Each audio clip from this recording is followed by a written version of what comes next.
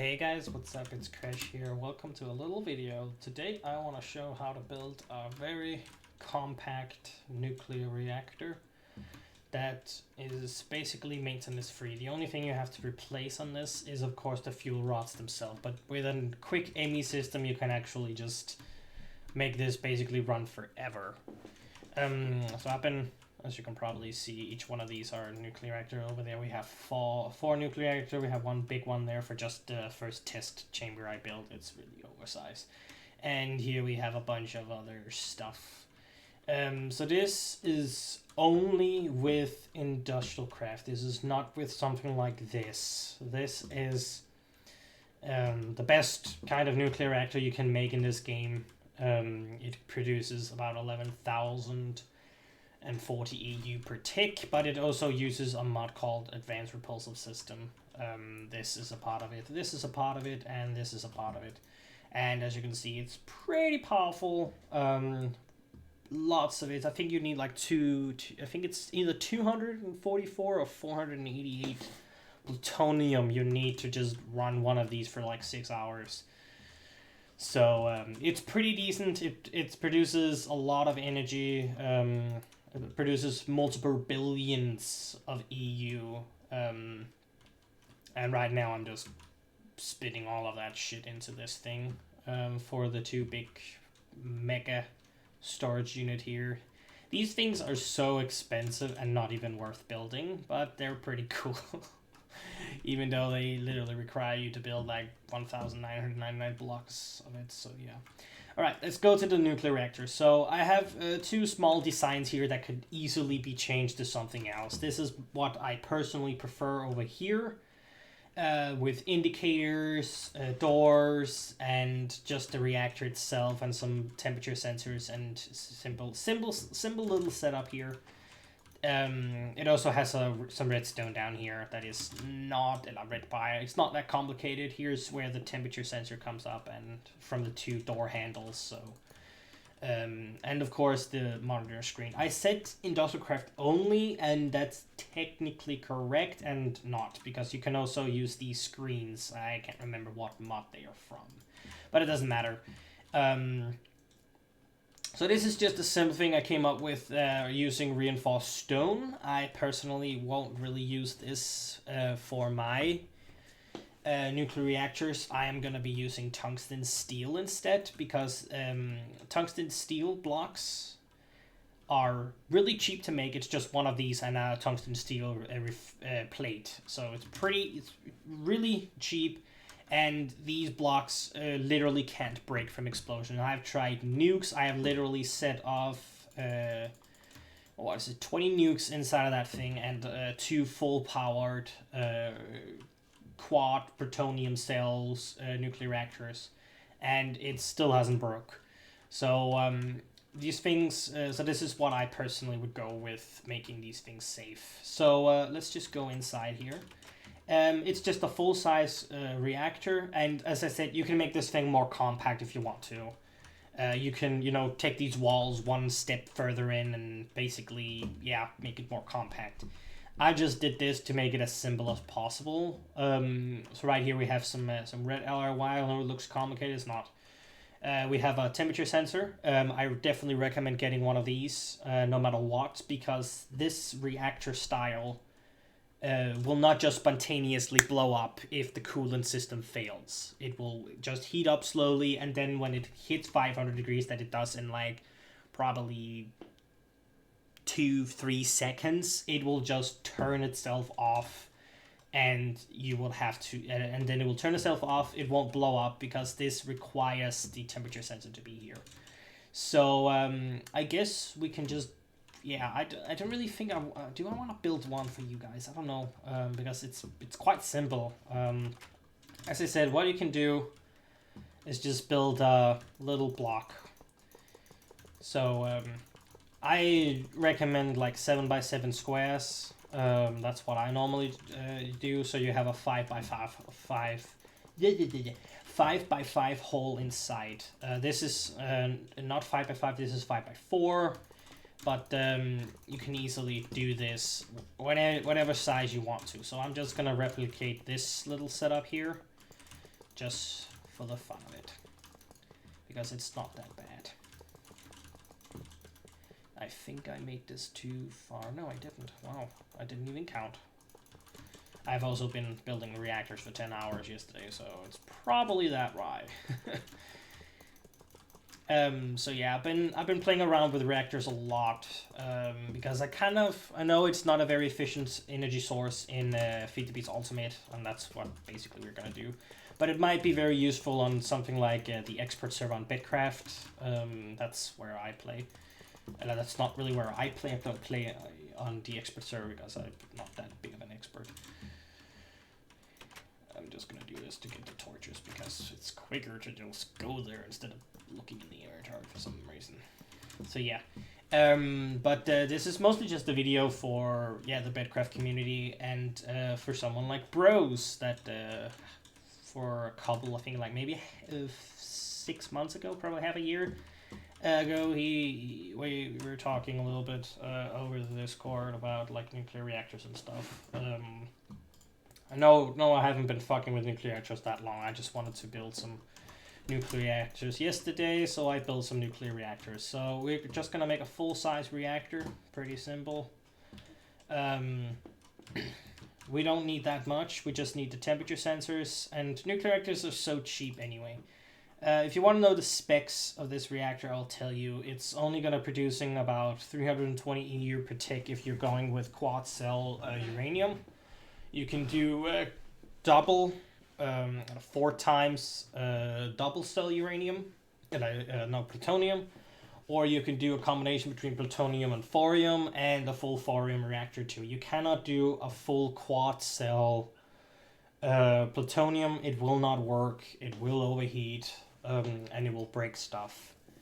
And I don't know what I am looking for. I'm looking for the temperature sensor. It's not in here, you dummy.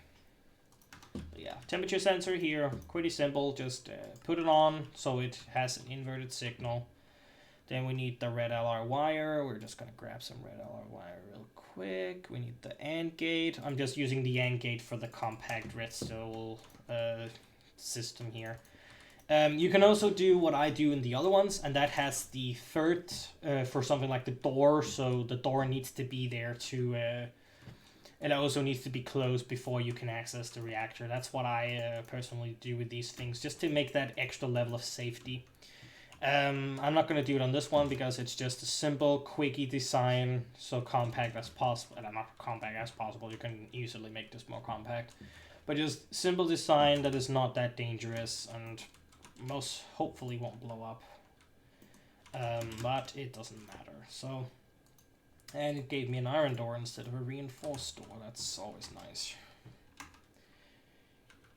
And that's not how you do it. Yeah, it is. Kind of right. Okay, there you go. Of course, we need a button on the inside. Just, I haven't tested how much these things do. I mean, they still blow up a lot, even though it's just 4 cells of uranium.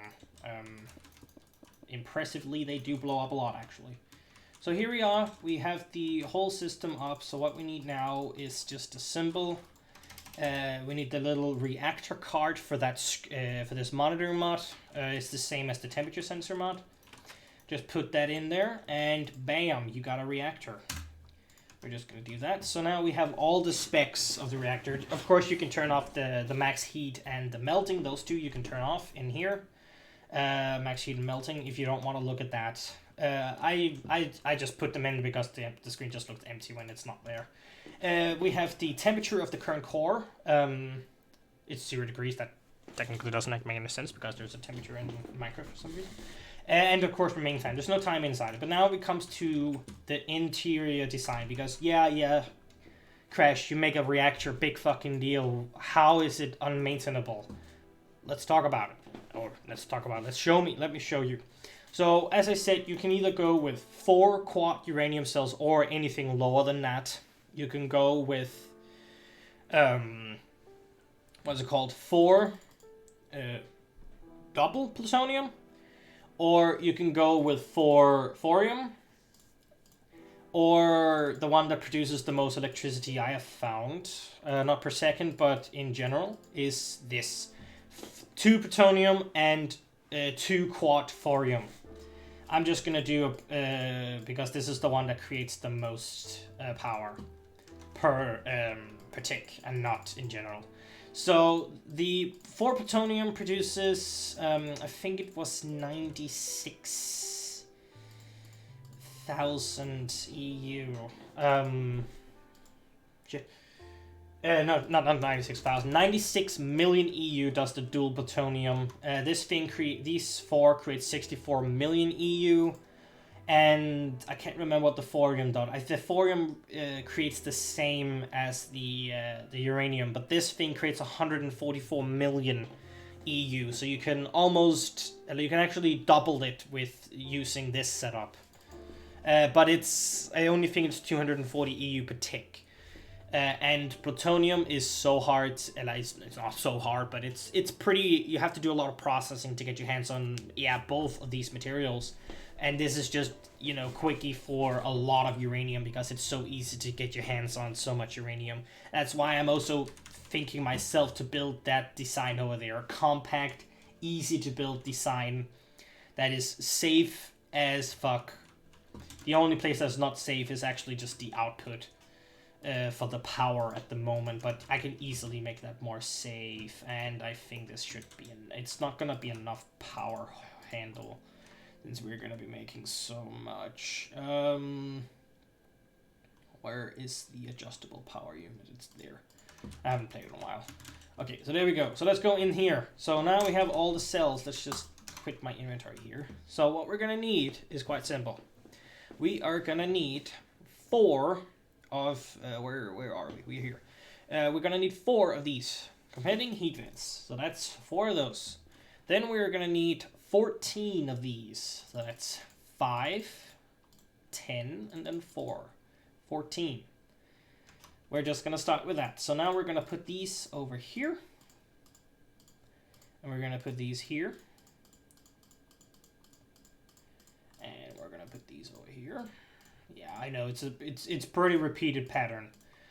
And then we're gonna go out again, and we're gonna grab, I don't know how many of these, you can count. The rest of the space needs to be filled up with these overclock heat vents, so we're doing a little bit more. So that was 27, so we need 32, it looks like, if I did my math correct. So here we go. So this is all it takes to run 4 quad uranium cells, or any of the others I've shown you, to fully realize and utilize the power of radioactivity. So now we can just turn this thing on, and bam, producing electricity. I know it's only 320 EU per tick, but remember, it's literally 64 million. It's not as overpowered as that one over there, but you can't really do this thing in VTB's Ultimate repeatedly. Advanced Repulsor System is a mod that I have grabbed from Take It Light and put in VTB's Ultimate because I like to do those reactors. The only problem is, I would say to something like Das Ninja, the owner of Bedcraft, to literally add this mod because it would be fucking awesome. Unfortunately, there's a couple of problems that people have to do it themselves, and second of all, this mod does not work well with multiplayers. Unfortunately, trust me, I've tried it myself on my own little server. It works like shit. The shield doesn't spawn from time to time, and if that doesn't spawn, the reactor doesn't work, so yeah. So it doesn't work very well. But here we are, and as you can probably see, I know it looks like these things are losing like durability, and they are, but they never, and I swear, because I've been running these reactors, I will show you in a minute, I've been running those for 12 hours now. They never go below half, and it doesn't matter, as I said, if this thing fails, if we just like pick these and pull them out here, this thing should start heating up at some point. Might have to remove them more.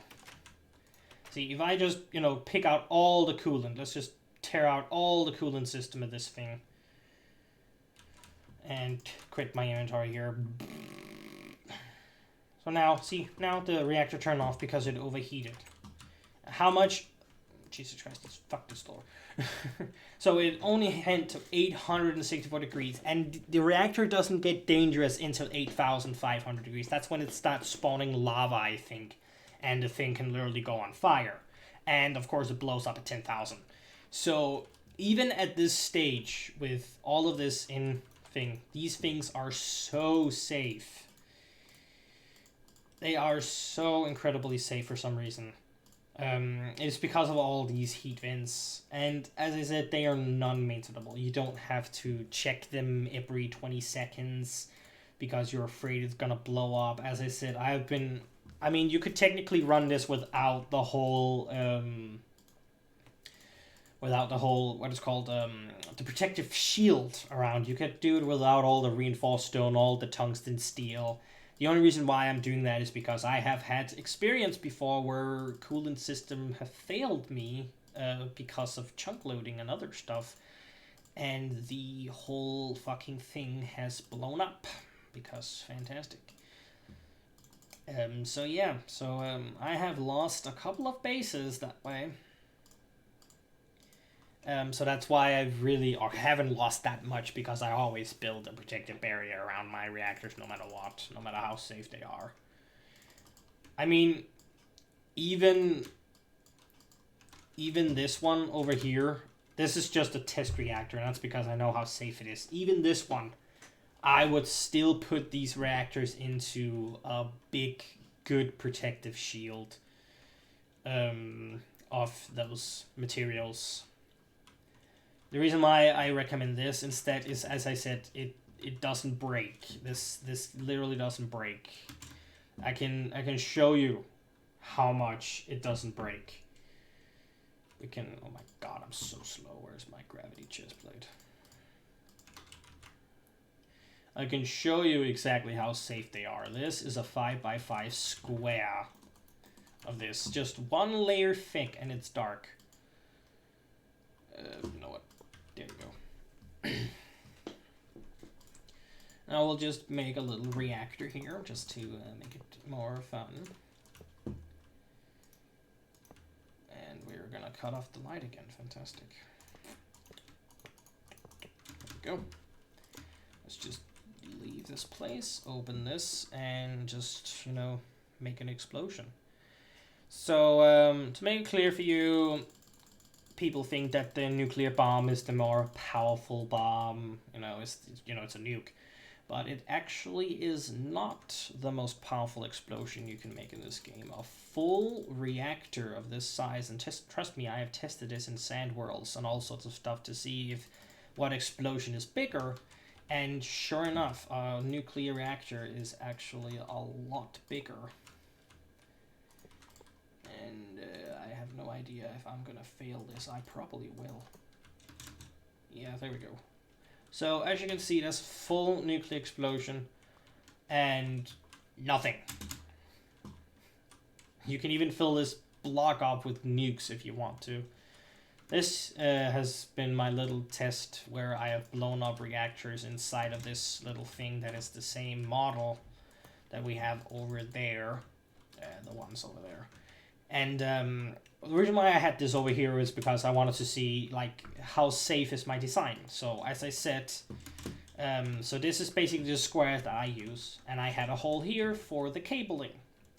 The problem is I only did like this, and this is basically gonna be the weak point, and that means that it actually destroys blocks that way.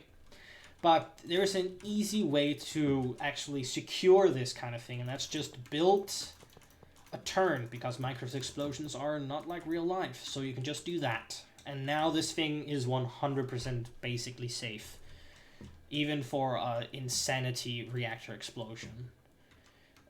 So there you go. That's basically how simple how you can make a simple, powerful reactor that you can easily utilize with safety. This is just what I would like do to make it as safe as possible. And this thing doesn't even have an output, actually. It was just a test I set up for this video yesterday, actually. because I wanted to make this video. So that's how you can build a simple little reactor. I definitely recommend these screens. They're so useful, and you can easily pull them further away with the range upgrades. These things right here, and they're just so useful. You can use them for so much. Here's the big reactor monitoring. Here's other 2 screens that monitor how much electricity is into these right now. There's 2 billion in them. They're 100% filled. They're really, really useful. So I hope you all have enjoyed this this little video. And yeah, bye bye.